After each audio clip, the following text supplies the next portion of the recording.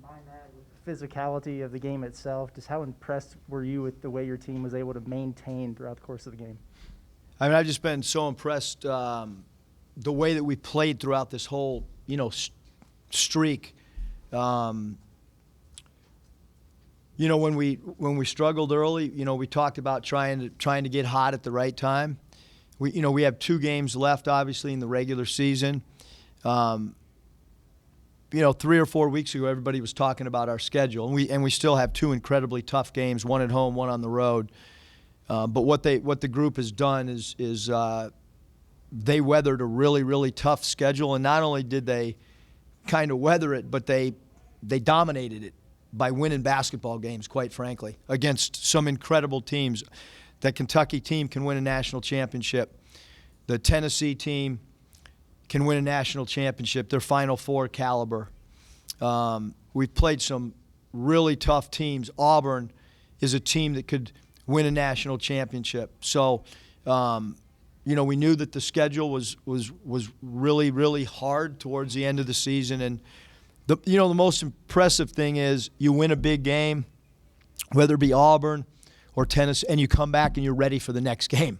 They're still student athletes. Like, these are not grown professional athletes. The mental toughness of putting a game behind and coming back. Same thing. We lost at Alabama, and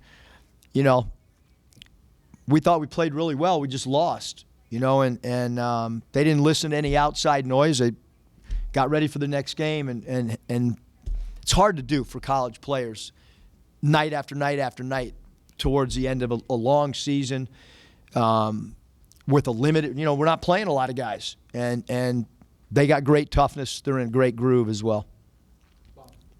Eric, we talked about this the other day on the Zoom, but you guys again, Kentucky absorbed that early flurry, then they come back and take the lead. It could be pretty deflating, but you guys find a way to come back and win. You just seem like this team just knows how to finish games. What do you think of the way you guys responded to, I guess, Kentucky's big response? Yeah, we talked about it at one of the timeouts when we got down 1. I kind of looked, and not that I ever smile much, but I felt like I cracked a smile and said, hey, we would have maybe taken this 2 hours. It's a 1-point game, and there's 8 minutes to go, 8 minutes 44. I don't know what the time was on the clock, but it's just big deal. Like, we come down, we score, and we're up.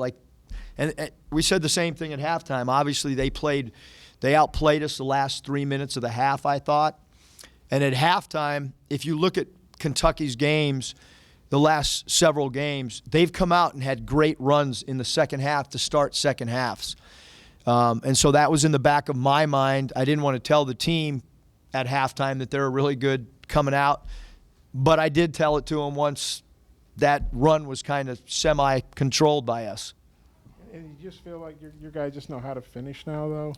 Just confident, Bob, and great belief.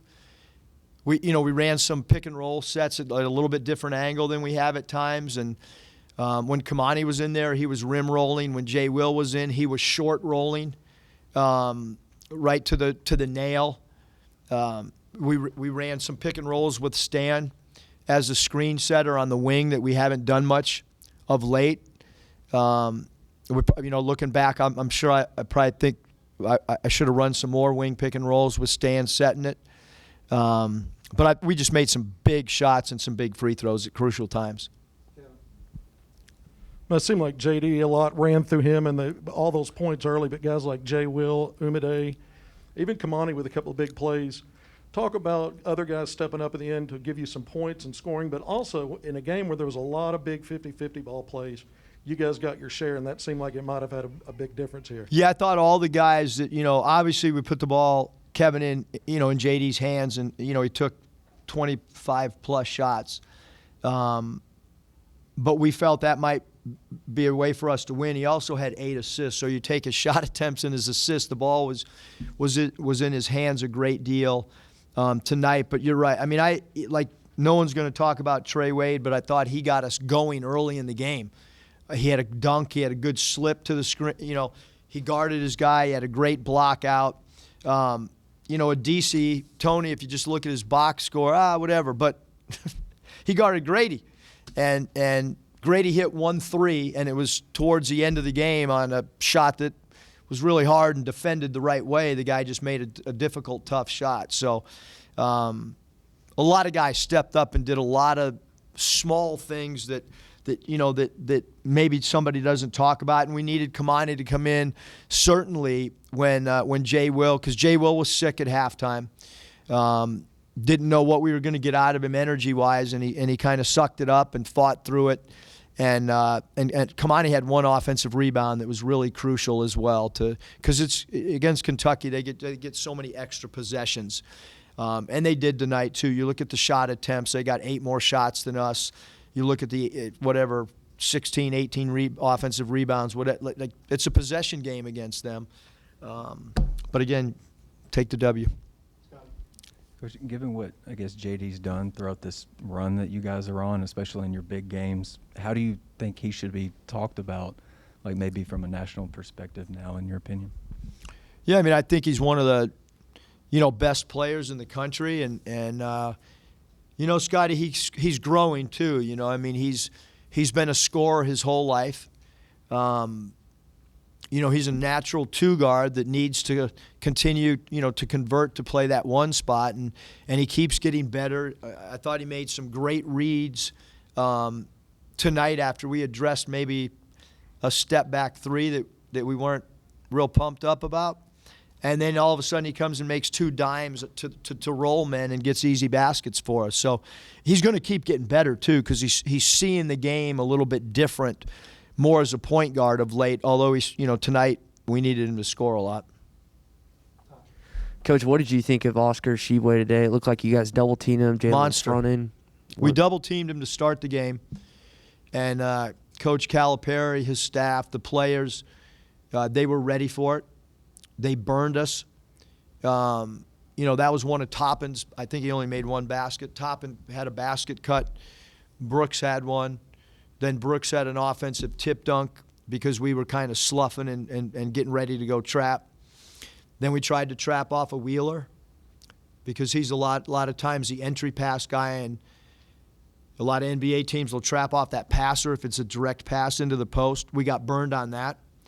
And then much like we did against Florida, we just told the team, hey, stop, don't give up a 3. Jay Will or Kamani, or guard him one-on-one. We'll take playing one-on-one and trying to shoot over a skilled hand rather than let Grady start racking 3s or Ty Washington hitting 3s. And that was a decision we made.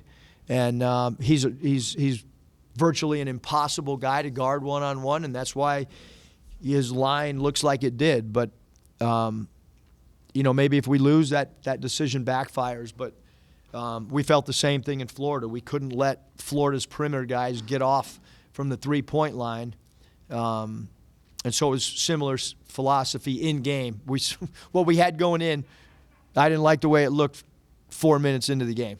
I think you told us this week that this was going to be the last game that you're going to wear the brace. Is that – you're not wearing it now? Are you officially done with it? From a medical standpoint, yes. We've been winning a lot of games with that sling. I hate it, but I have 2 bosses, Hunter and Danielle. And 2 separate occasions I've been told to leave it on. I don't want to. I hate it. I pray every night that I'm thankful that we've won like we have, because it has not been fun coaching with it. But it's been one of the funnest times I've ever had coaching a team because of the difficulty of the schedule and the way we've been winning. But I don't wish a torn rotator cuff in the middle of a season on any coach of any sport. I promise you that. And just where you rate Oscar with some of the other players in the star players in this league, and also just the job Jalen did late, kind of down the stretch for you against him.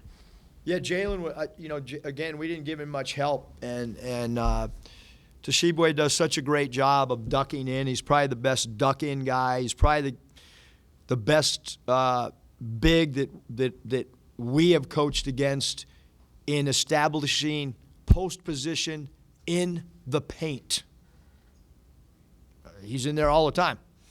And he's really hard to score when he catches the ball 1 inch from because he's got incredible touch. So he's offensively and rebounding wise, he's as good as anybody that we faced for sure. Eric, Jalen had a stretch in the second half where I think he scored 10 straight points. I mean, just considering he wasn't 100% at halftime, I mean, just what does that say about him kind of battling through that and weathering that sickness? I mean, that was one of the things, Scotty, that we talked about is put Toshibwe in pick and rolls, and Jay will make reads. So he was killing us on one end, and I thought that we did a really good job of being aggressive against him at the other end. And Jalen had some great rip and goes to try to put pressure on their bigs laterally, and then Jalen. I mean, he opened the game. He took some threes too, which even when he doesn't make them, what ends up happening is he stretches the defense out.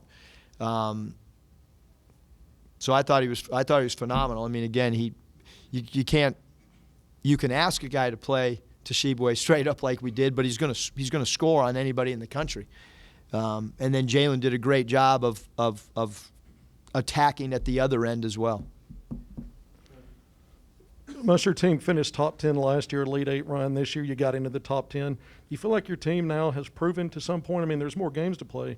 You feel like this is a team that's worthy of being mentioned among top 10 teams in this country?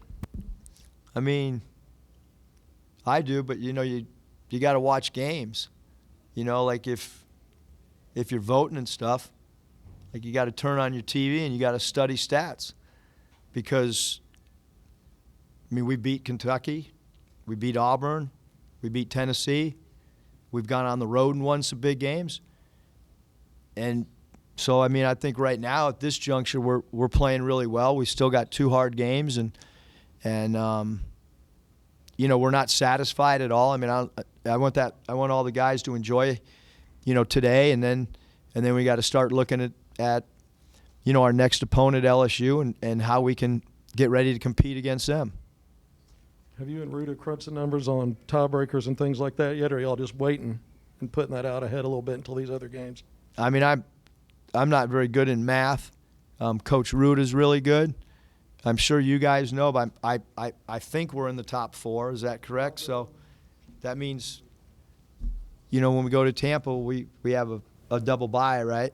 I'm new to the league, fairly new, but I think that mathematically that's what Coach Ruta told me tonight with about 2 minutes before tip-off, that if we win, we have. But that's awesome, but we want more. We want to continue to win. Eric, you said earlier in this deal, Auburn's good enough to win a title, Kentucky's good enough to win a title, Tennessee's good enough to win a title. You didn't mention Arkansas. Do you think we're good enough where we got to keep getting better? That's all I know. Yeah. Would you? I knew you were going to follow that up. I mean, you beat those teams, so don't you think you deserve to be in the conversation with them? I just want to keep getting better. Yeah. And I want our players to understand that we got a lot of areas that we can keep improving on. Again, I've never been happier and prouder to be, and it's a fun group. Like, we're having a blast. We're grinding in practice, and but we're having fun too, and you want your student athletes to have an experience of a lifetime and to play in front of that crowd and to be able to win. But we got to get ready for LSU too. That's part of the package as well. You didn't really say if you're going to keep. You talked about Danielle and Hunter. You didn't really say if you're going to keep wearing a sling or not. I mean, have you decided what you're going to do Wednesday night? I haven't decided. I'll probably get called into the principal's office, and Hunter will have a meeting with me on it. Coach, I think a lot of times when it comes to recruiting, people say, well, if you get kids to campus, especially here, you got a much better chance to land them. You've talked about after the Auburn win, after the Tennessee win, when kids see these atmospheres on TVs, how much do you think it's easier for them to schedule official visits or unofficial just to be a part of something like that? Yeah, I mean, our crowd is as good as anywhere in the country, and I mean, I think it helps. I mean, I haven't read all my text messages, but I mean, I got a group of guys that I went to college with that are blowing my phone up about, is that place really what it looks like? I mean, they live in San Diego and San Francisco and Oakland, and I mean, this place is magical when you're winning. And I think from a recruiting standpoint, does nothing but help you. And you know what? When Coach Pittman's team won this year, and we brought recruits to the game, like it helps everybody. I mean, when teams on campus are winning and there's crowd generate and there's I mean, our recruits enjoy going to baseball games. It's an insane environment there. So, hopefully we hold up our end, because certainly the other sports here are helping us recruiting. And then I think, it's a little bit harder in our season to get our recruits to come here because they're playing games as well. And so sometimes we rely on other sports on campus to help us with recruiting. And I think anytime you have crowd support like we do in the other programs on campus, it makes it pretty magical. Eric, we talked about how well you guys are doing, but you're 4-0 against ranked teams, and 3 of the wins are here, but you also won at LSU. What do you think about being 4-0? Well, I didn't win at LSU. They did, but. Well, okay. Well, I'm sure you were part of the game plan and all that. I mean, just what do you think about being 4-0 against ranked teams? I mean, I think like we've stepped up to the occasion, Bob, as a group. They have.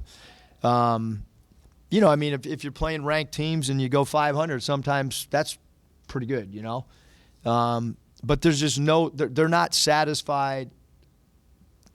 They have a lot of belief in themselves as a group. Otherwise, you can't win like that against ranked. I mean, they're not just ranked teams. I mean, you're talking about teams that are highly ranked. I mean, especially Auburn, obviously being one, and then Kentucky where they're ranked. I mean, these are the ones I don't want them to end, Mike. I mean, don't keep me up here after an L.